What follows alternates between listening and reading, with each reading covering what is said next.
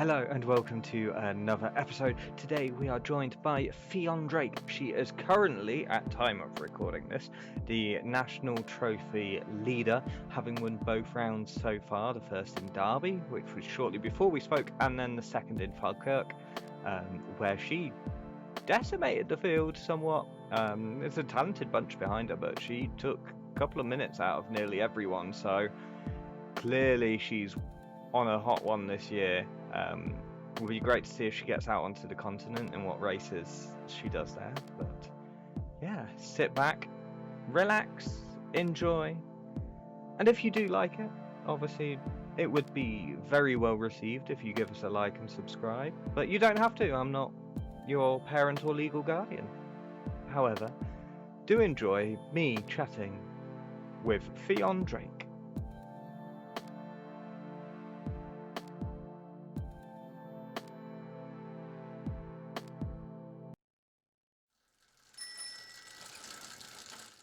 Hi, thank you so much for joining me. How are you doing?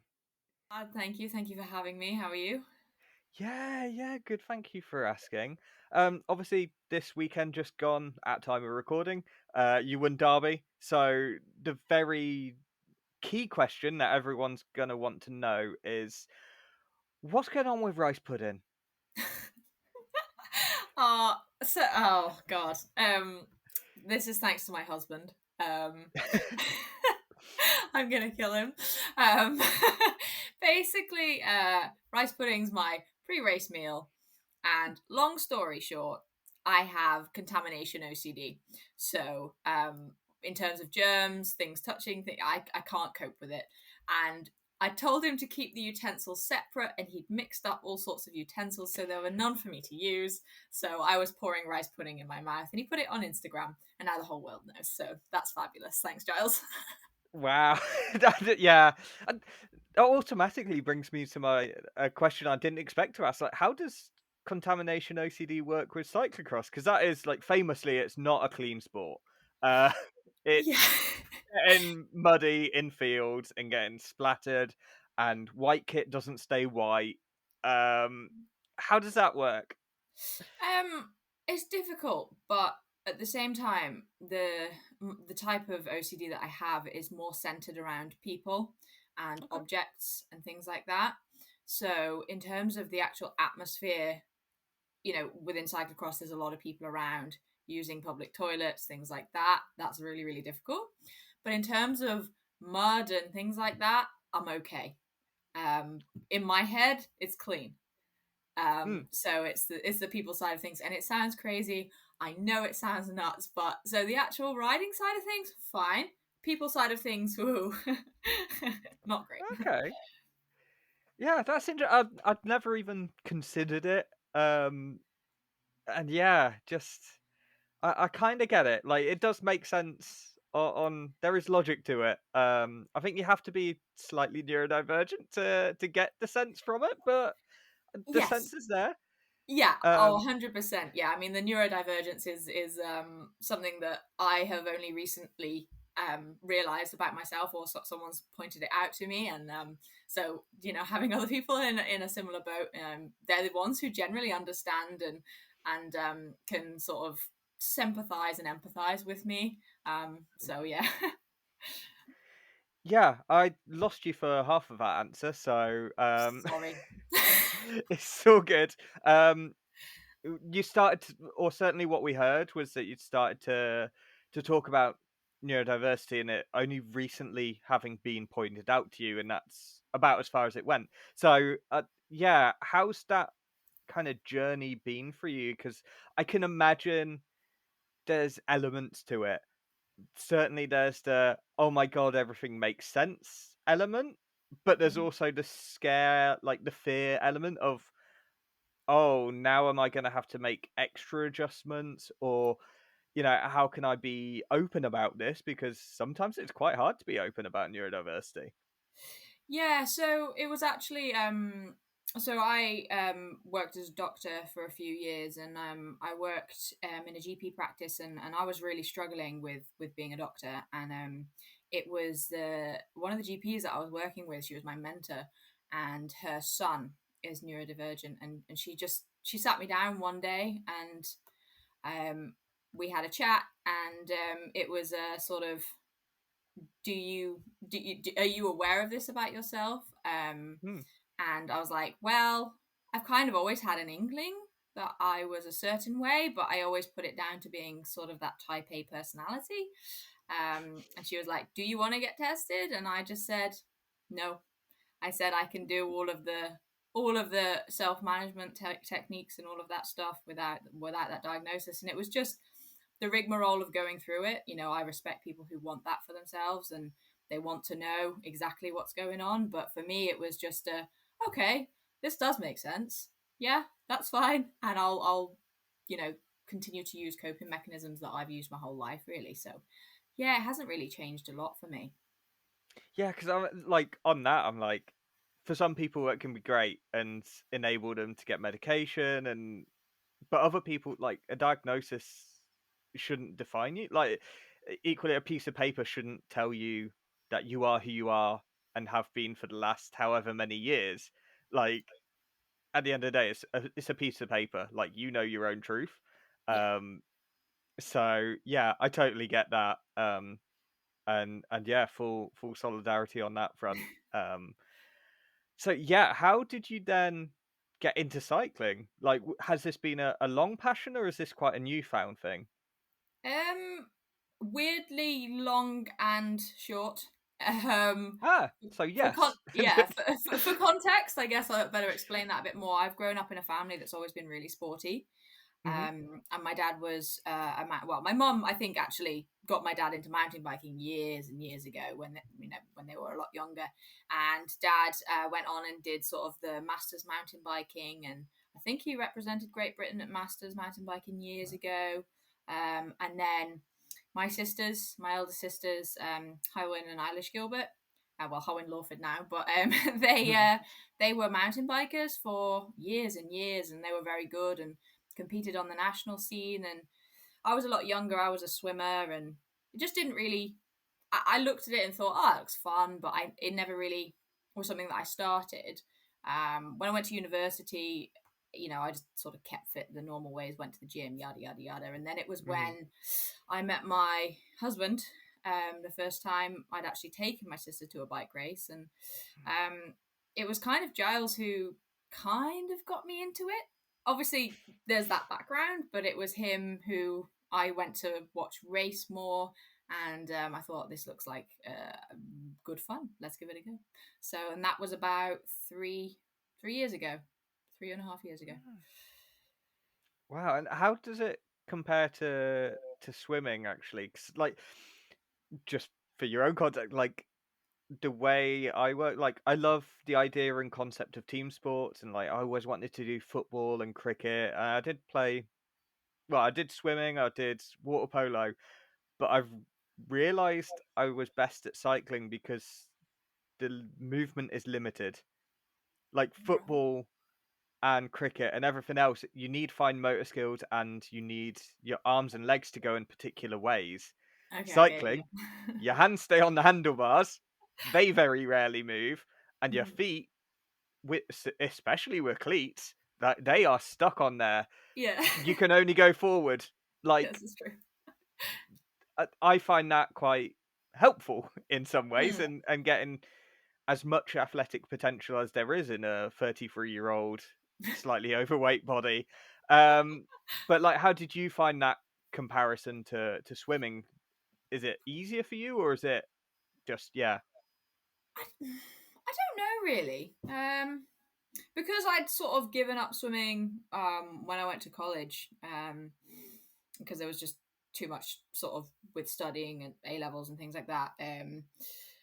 It's been a long time since I'd swam, but I mean, it kind of came naturally cycling. I mean, I've ridden a bike since I was young, just not competitively. So it was quite natural. I have nothing really more to say about it, to be Yeah. honest. It was just a I'm riding a bike, and that was that. I didn't There's no sort of skills or anything that translated. It was just you get on a bike and ride it. And swimming's obviously largely technique. Obviously, there's the fitness aspect of it, but if you haven't got the right technique, you're not going to go very fast. So it's more technique oriented than cycling, but obviously there is that component to cycling as well. So yeah, I mean, they're just two very different sports. Yeah, yeah, that's true. I was just curious whether there's any similarities or anything you could pull from it, but it's very interesting. And like straight away, you said that it came quite naturally just getting on a bike, and yeah, I mean, your first race, you lapped the field twice. Like that was kind of, or certainly by your own report, that's what you did. So that's kind of crazy to just like blow everyone away, so to speak. Yeah, that one was my first road race, like Ah, crit okay. race. Yeah, so I'd raced like cyclocross for a couple of years, like in and out Hmm. prior to that. And I'd done like a dip, like maybe 2 mountain bike races prior to that, but that was, yeah, my first road race, as it were. Yeah. God. Yeah. I mean, when you've done that, you're like, oh, do you still? I don't know, because like I imagine if I'd lapped the field twice, I'd just sit there and be like having a laugh, kind of just so calm, where everyone else is like sprinting out of corners and getting really het up and chopping each other. I'd just be like, yeah, you knock yourself out, lads. Like, Yeah. what was that like for you? I mean, if I'm honest, I went into the race to get some road or crit experience. And my other half was like, just practice riding in a bunch. And if I'm honest, I didn't really mean to chop off the front. I just sort of I took a corner quite quickly, and I just continued to pedal, and I just sort of looked around and I had a few bike lengths. I was like, oh, and then there was like this cobbled climb, and I just sort of rode a tempo up it, and I sort of looked, and the gap was bigger, and I was like, I could just use this as like a really good workout, so like a threshold workout. So it was just like I'll just keep pushing on and push as hard as I can, and that kind of happened. And so it wasn't exactly, I didn't execute it well in terms of like getting used to riding in a bunch, but it was a good race in terms of like the effort. So yeah. Yeah, it's like I guess we're just attacking now. Yeah. Like, Yeah, pretty much. I mean, it just that seems to happen to me quite a lot, and I'm just like, whoopsie. Uh off, yeah, okay, I'll go now. Right. yeah, well, that's a perfect segue into what happened this weekend. So, yeah, like uh, genuinely, as a fan and a spectator watching, I saw the start. There was someone who crashed, who I hope they're well. I've not actually heard what happened there, but there was a big crash, and they moved all the fencing to protect her. Yeah, I Um, saw that on a video that somebody had sent me, and I had no idea that happened. So yeah, whoever those two riders were, I hope they're okay, because it looked yeah, pretty nasty. yeah. But I remember watching the start, but kind of filming it and seeing someone go down. So I watched that and saw that they were taking safety precautions to keep that person safe, and that's good. But we lingered there and then ran up the hill to where the barriers are to try and get a good vantage point there. And when we looked over, I was like, "Oh, there's someone in the red ahead." Obviously yourself. I didn't know that was you. I was Yeah. still trying to figure it out. And honestly, from that distance, I was like, "Is someone from 777 come across?" Like, Oh, because and of the that's kit. not me trying to, yeah, because it's a red kit, and this isn't me trying to blow smoke up anywhere or anything like that. Like, I genuinely like to take that gap on riders like Anna, like Zan, like Esther, like Alderney, like they're all good riders, and Yeah. you gapped them on the first lap. I was like, oh, it's like I don't know, Aniek van Alphenova, or oh no, maybe she's Kraylan, but I genuinely thought someone from 777 was here. And then when you got to the barriers the first time, I was like, oh no, that's just an ordinary kit, like quote unquote ordinary. You Yeah, know what I yeah, mean? Like, yeah. Yeah, I mean, I love my kit. It's not an ordinary yeah. kit, but yes, I get you. Um. So yeah, what was that like for you to have that race and to get that gap so early? Yeah, it was pretty cool, to be honest. I mean, the plan going in. So my husband raced in the V40s on the Saturday, and I mean the type of rider he is. He's a strength rider. Like he's so strong. Struggles a little more technically compared to the really, really, really top sort of elite guys. So Mhm. that sort of cornering ability, he's amazing, but just doesn't have quite that same sort of corner speed as those top guys. So for him, it was about sort of making that distance, sort of gap on the straights. But because of the wind, because of the storm, there was a huge headwind on those straights, like coming back up past the pits for the first time. Mhm. And he had a rider on his wheel the entire time, and the only difference was made because Aid had made a mistake. Now, and I was watching that going, oh no, like I class myself as a strength rider. If I've got a train of people sat on my wheel, where am I going to make the difference? Mhm. And my husband literally said to me, he was like, I don't know if he's just like trying to put my mind at ease, but he literally said, if you get a gap, no one's pulling you back. And so I was like, okay, I'll trust you. And I just went from the gun, and I pushed along the straight. And I know that there's so much strength in the field. And I thought I didn't expect to get a gap straight away. I just pushed on because I was like, I want it to string out. And I looked behind me and I already had a couple of bike lengths. And I thought, okay, let's just go. And yeah, I continued to push. And there was like a few bike lengths, like they got back to me through the tech, like concertina effect, Mm. through a couple of techie bits. But from the bridge the first time, I had Giles sort of shout at me, "You got a couple bike lengths," because I kicked as hard as I could over the bridge. And yeah, I sort of didn't look back at that point. I was like, if I continue pushing, the elastic might snap.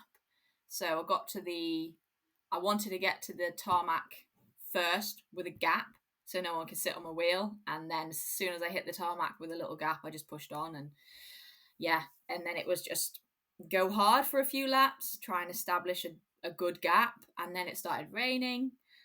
So I was like, I have a really good gap here. I can just take all of these technical sections really carefully, and just sort of feather that effort, and just kept checking back. So I was like, I know that there's a big group and are they going to start attacking each other? So it was just basically looking back and just sort of keeping an eye on what was going behind whilst sort of maintaining my own race. So yeah, it was kind of perfect. It was a perfect race, so I was really, really happy.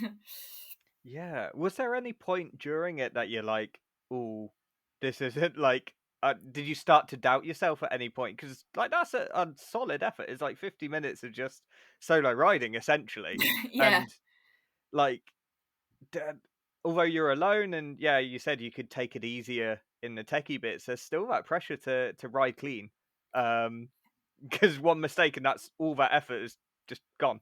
yeah, yeah. And I think Derby is so tricky in that sense that it's deceptively hard, especially like a tiny bit of moisture at Derby, and it's like an ice rink.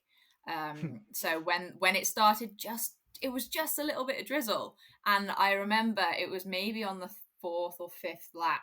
It started to drizzle, and there was one of the like just what you wouldn't even think about it normally, like just the slight cambered sweeping corner.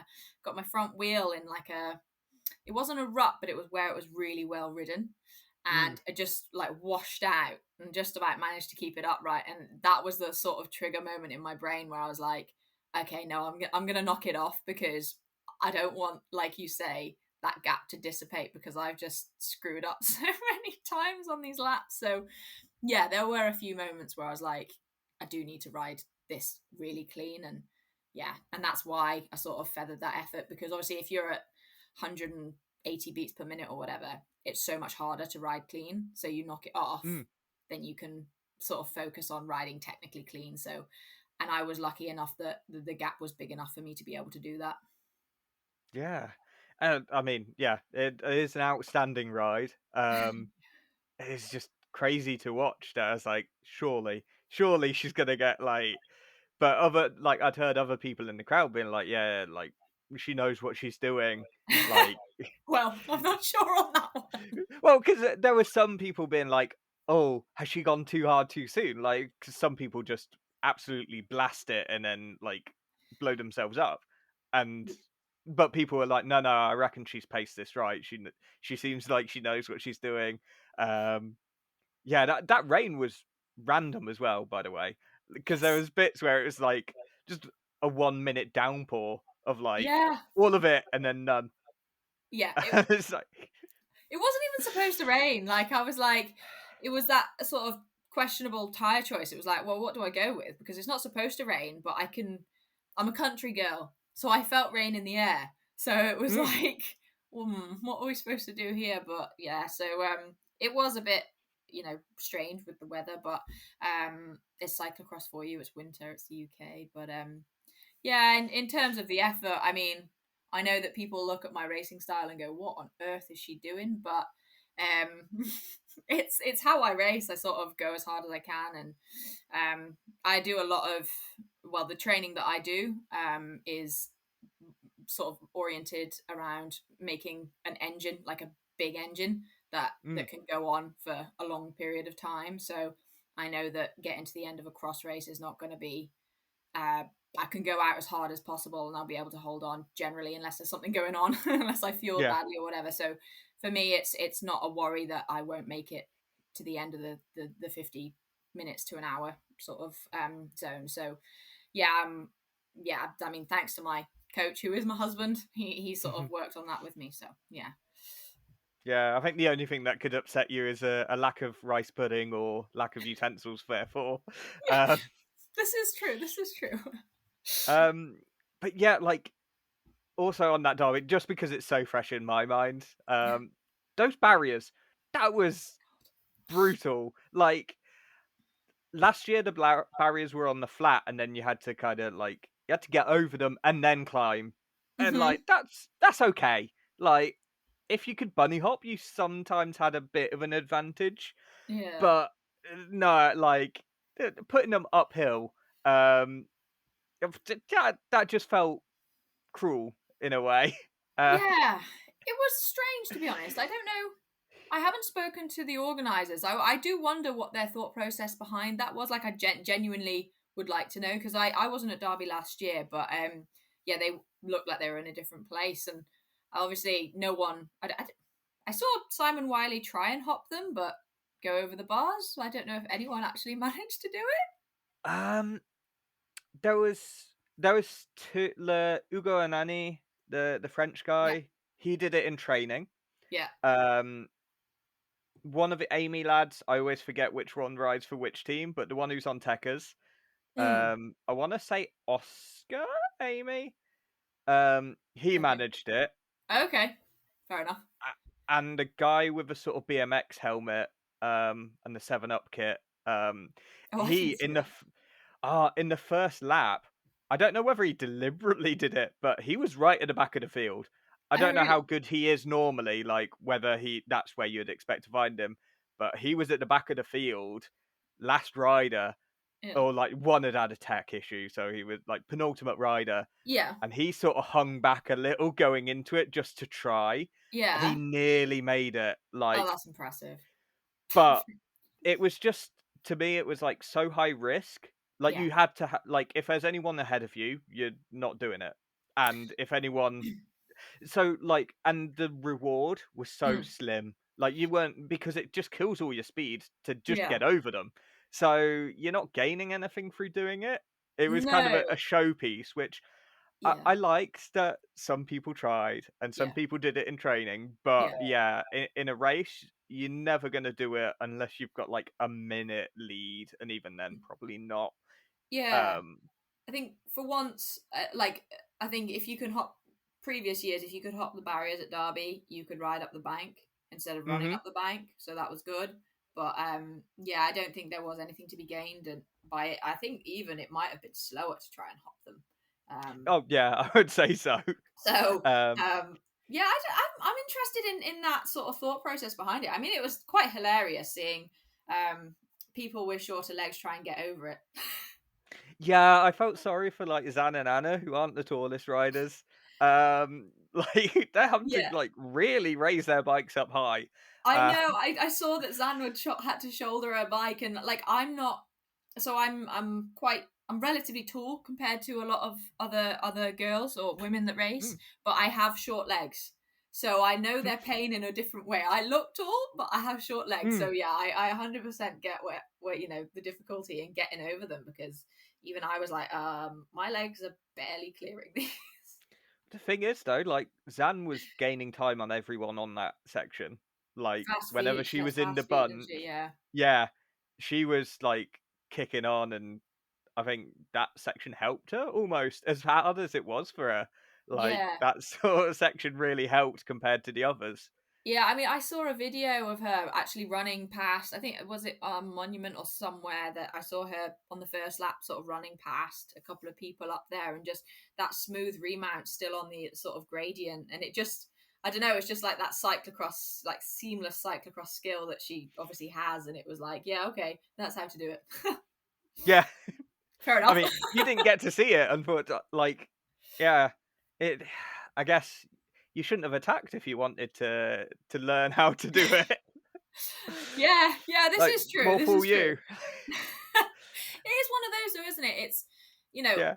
as a rider who I would say I'm still quite inexperienced. Mm. It's difficult in that situation because I want to learn as much as I can from the more experienced riders who have been doing it for years. But at the same time, obviously, I want to win. So it's difficult because I'm not always going to have the luxury of riding from the front, and Mm. it's not always going to go my way. But when I can make it that way, obviously I want to do it. But at the same time, yeah, I think for me as a rider, it's super important to be able to ride with these girls in the group, and actually learn from them. Hmm. So at the Hope rounds, I was able to do that, and just sort of see lines and see how they're positioning themselves, body, how they're putting the bike in. It's just, I don't know. It's one of those where it's like, do I want to ride in that group, or do I, want to go chip off the front? So, my comfort zone is riding by myself. But if I want to push sort of my own technical ability, then yeah, I do need to sort of ride in that group with them. But Yeah, it's one of them. But then everyone is different. Like, there's some who are at the top level who are incredibly technically gifted, and then there's some who are just all about the power. mm-hmm, I don't want to name names because I think that's slightly unfair on them. mm-hmm, Um, but certainly there's some riders you look at and you're like, oh yeah, that's a finesse rider who's really got the cyclocross technique. mm-hmm. They've been doing it years or whatever, and they're a real off-roader. Yeah, Versus some riders coming from the road, they've got that engine, yeah, the World Tour watts, but they mm-hmm, don't have the sort of technique. And yeah, but there's space for everyone, and it's kind of exactly. I don't know how much you know about other sports, but like in boxing, they say styles make fights. Okay, You know, if you've got just two powerhouses against each other, then you know which way it's going to go. But sometimes if you've got one who's technically, like Floyd Mayweather was always a technician right. versus a real power boxer, then that's a different fight, because then you see what's going to win here. Is it the brains side or the sort of brute force side? Yeah, And it's yeah, kind of that makes it entertaining because some courses 100%. will favor different people. Yeah, Um, and you know, it is really interesting, isn't it? Like for cyclocross, mm, especially, even mountain bike to a certain extent. But I think these days everybody has to be so technically on it, otherwise hmm they might actually die. But yeah, but yeah, for cyclocross for sure, it's definitely one of those where, yeah, like you say, you've got your sort of two extremes. mm, But a course like Derby is probably slap bang in the middle, I would say, in terms of it could have gone either way. Like it could have yeah, gone to a more technically skilled rider, or it could have gone to just a complete powerhouse. And often, obviously, there's riders that fall all the way in between there, nicely balanced ones, or But I think yeah, Derby is the beauty of the course is that either type of rider can win it, and I think that's, yeah, super exciting about Derby itself, as the course, and the course organizers do a really good job of making sure that the racing is tight and exciting. yeah, yeah. And all it would have taken was like one lie down in the woods from Yeah, you, like, and that's everyone's back with you, and it's a completely different race all over again. yeah, exactly. And Yeah, that's just crazy. That's what I love about the sport, though. yeah, Um, but yeah, you mentioned Hope. I was going to mention the two races you did there, where you got podiums both times. Yes. The first, I can't remember which order they are, but there's one where you were third behind Laura Verdonschot and Jens Peters, and Yeah. then the other time it was just Laura Verdonschot ahead of you. Yeah. Um, how was it? I didn't get to see any of the coverage, so I don't know how close the racing was. But Hmm. how was it racing? Belgians who are kind of, again, they've been brought up on cyclocross bikes pretty much. Yeah. It's the Dutch and Belgium sport. Yes. Um, yeah, how was that for you? Yeah, I mean, think back now. I think the first race, it was drier. Mm, So it was literally, it was, there was still some dampness underneath. So there was, you had to be a little bit careful, but it was a lot closer racing because it was a bit drier.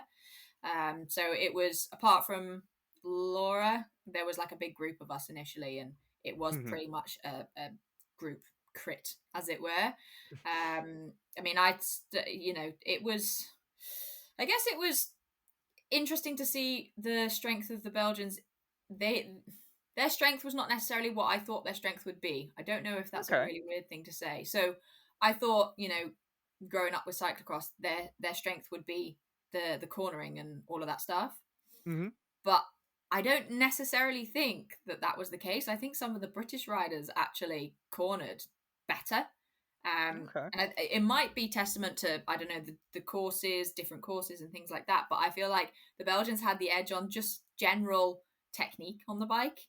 And then Mhm. sort of the cornering ability of some of the girls in this country, like they just have it absolutely dialed, just whipping their bikes around these corners, and it's like insane to watch. And I don't know, it was a nice balance of, I've got these girls who obviously are really, really strong, but they all have their different sort of strengths in different areas. And it was just trying to suss out like who's gonna go where, who's gonna Mhm. push on what bit. And it was like it was a bit chaotic because I didn't know where the attacks were gonna come from. And yeah, it was a bit mad, but it was good fun. It was great. Yeah. And then the C1 on the Sunday was um bit stretched out a lot more. I think the Mm. conditions made it a bit more tricky and a bit more sort of sappy under the wheels. So it just, there was less sort of what's the word?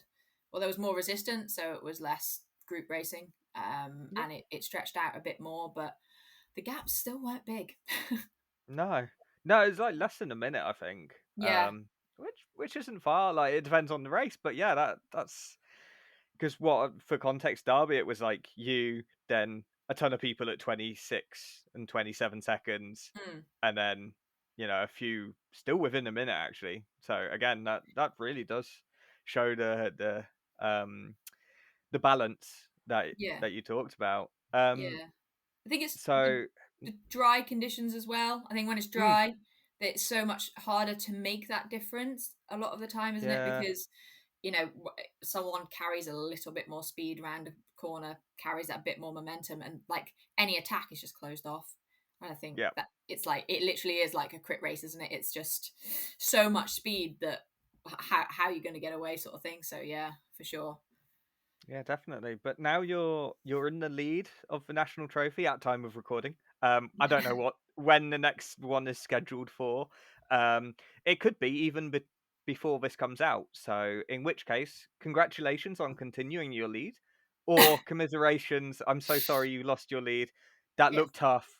Yeah. There you go. I think we've covered both bases. Yeah. Yeah. So yeah, what are your future plans though? So Falkirk is the next round. It's in 2 weeks or less than 2 weeks now. Okay. Um, so yeah, I mean, my plan this season. Well, I came into this season with no plan. Okay. There was a plan to. I wanted to go all in for cyclocross this year. Hmm. So I basically, from last season, we planned my training and stuff all towards cyclocross. Um, but I came into the season. I don't thrive well when there's so many plans and pressures and all of that stuff. Like, I didn't Okay. want to pressure myself into having to get results to do this, that, or the other thing. It was just, I want to come in good and try and build from there. So I mean, the overall plans was to get abroad, Okay. and get experience in Belgium, Netherlands, or wherever it may be, racing sort of the international fields. So that's the overriding plan. But I think the difficulty is this year is the trophy calendar clashes a lot with the international calendar. Mm-hmm. And I don't know if that has been the case previously, but it seems to be there's a lot of clashing this year. So I would have liked to get out by now or in the next few weeks, but this weekend there's nothing in sort of where I could feasibly get to. I know there's some in Sweden that a few girls are going to, Yeah, but yeah. I just can't get out to Sweden with my other half with work and stuff, so it's not going to work. And then there's a double Belgian weekend, the Falkirk weekend, but I've never I've never been in the yellow jersey before.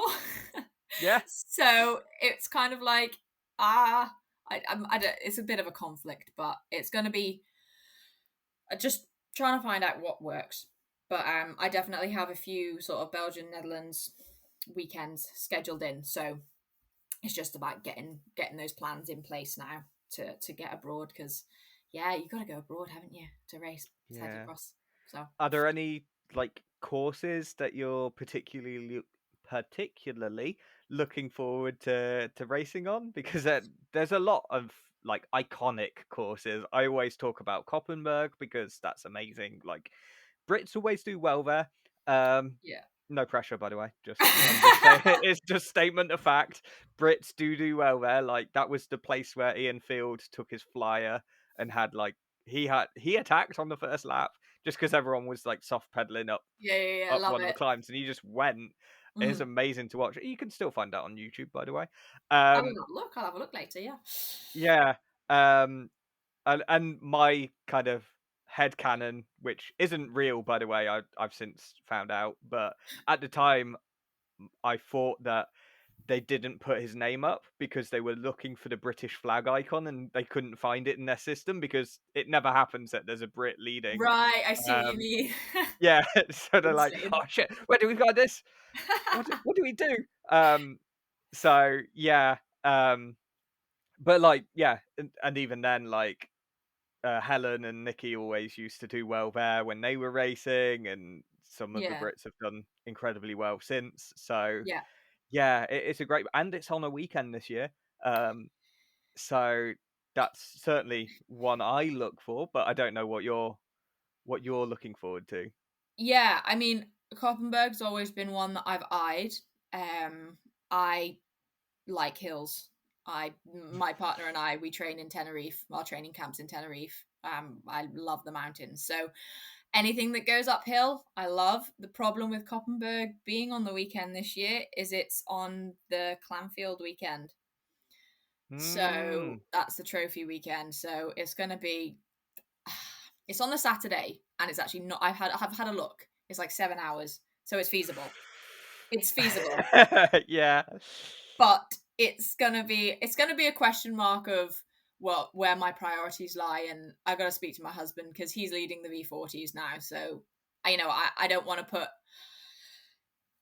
put myself above him. We're in we're in a partnership, so it's Mm. we'll just have a talk about what we can do. But I mean, even if I don't do Koppenberg, there's a few I've got my eye on. Any sand race, I love riding sand. Okay.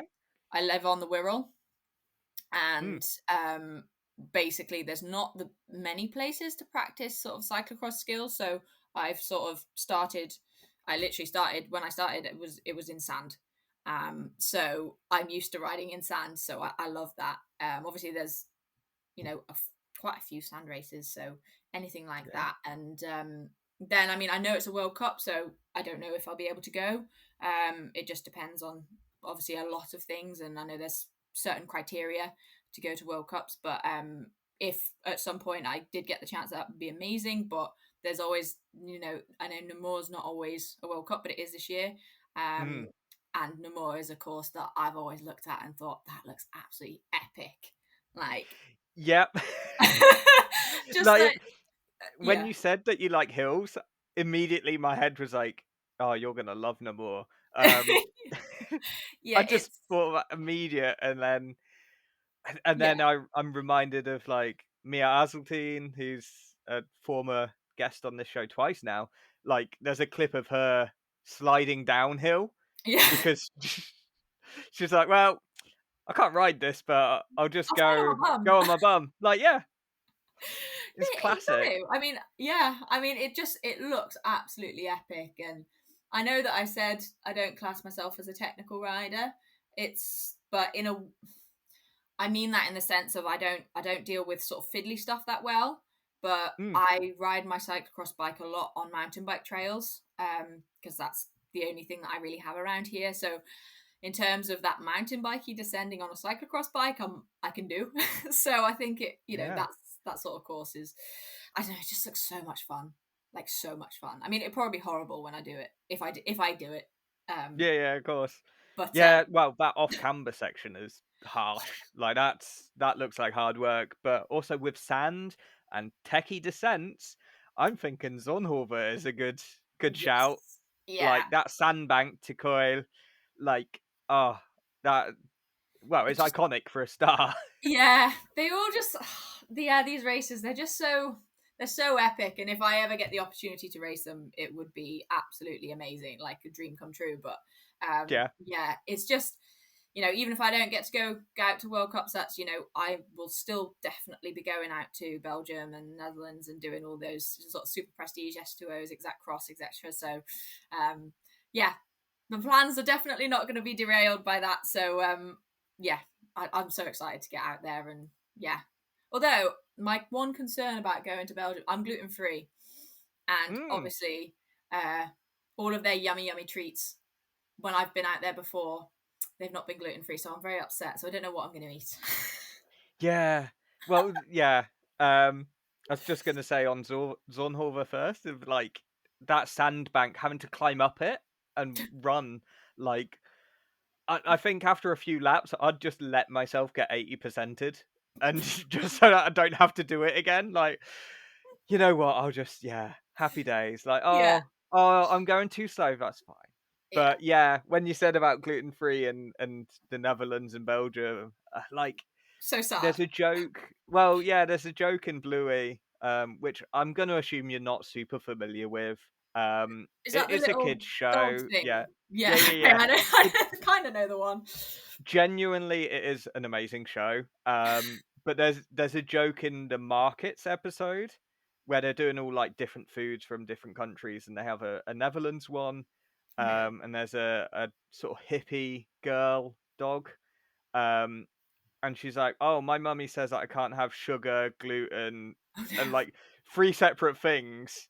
Um, and it's like, "Is any of that in this food that you have?" And the bloke's like, "That's all there is in this." Because she's asked for like a Poffertje.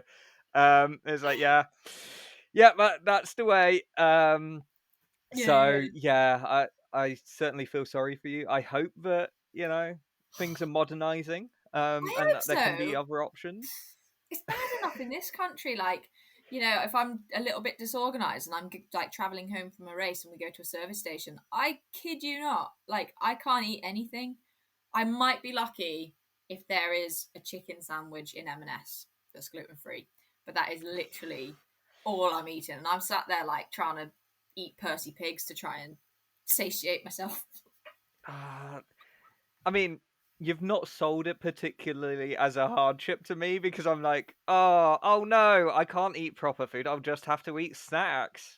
Like, Oh, it's so, honestly, it's actually really difficult to fuel, especially when you're out and mm, about. But it's fine. I'll stop moaning. yeah, it's all good. So yeah, how can people like see how things go for you? Like, basically follow you in the metaphorical social media sense and not the um rather literal sense, because as you showed at Derby, it's very hard to follow you. Um, so um, yeah, how can people do that? so funny enough, I recently took a step back from social media. Didn't find it very good for my brain, but Ah, I do. I have sort of reinstated the Instagram now that I look at semi infrequently, but for my team, I do the posts. Let me find it. So what's my username? That's a good question. Oh, it's literally Ffion _Drake. So that's my Instagram. And that's mostly where you'll find anything that I'm doing. The World Top Pack Demo, on their Instagram as well, they generally put up what I'm doing too. I won't let many people follow me on Strava, so I'm going to keep that one under wraps for privacy, sort of in terms of where I live and all of that stuff. Not because I'm precious about anything, but but it's mostly Instagram. And I mean, my other half's trying to get me to do some vlogging, start a YouTube channel, because he's like, I think this would be amusing for you, and I was like, I think I'd come across like an idiot, but maybe at some point, if I do start that, if we do some trips away, maybe I will do some vlogging, because they're sometimes entertaining, aren't they, when you watch some people, Well, it's interesting. Like, stuff. I love traveling. I just lack the means to at the moment, and like it's kind of living vicariously through those who can travel. Yeah. So yeah. maybe I should look at doing something like that. And I guess the other thing is, a lot of people don't know how to get abroad and race abroad. So once I get used to that, obviously I can share tips and tricks as well. So maybe that's one thing I'll look into. Yeah, 'cause it is quite imposing. Just as soon as you said it, I was like, actually, yeah. How would you? 'Cause you'd have to you'd have to book accommodation, but do you book that before you know you've got the race entry? But if you book it later, prices go up. And immediately I'm like, this sounds like a nightmare. Logistical nightmare. Yeah. So, and for the sake of this interview, I am so glad you reinstated your Instagram so we could actually have this chat. Yeah. Because had you not done so, we wouldn't have been able to. And this so far completes 2 years in a row where I've interviewed the women's winner from Derby. Amazing. It's not been intended that way. It's just been like, Yeah. saying congratulations, and I was like, oh, actually, fancy a chat. So yeah, it's worked out really nicely. All that's left for me to say is thank you so much for your time, and I hope everything goes well. Thank you for having me. There you go. That was our chat with Ffion Drake. She was really lovely, a great rider, and it was great to hear about neurodiversity, as well as how it interacts with cyclocross and her kind of squeamishness with some things, but not with mud. It's all very interesting how the human brain works, and yeah, it's just great to chat with her. I hope you enjoyed it, and we'll see you for the next one.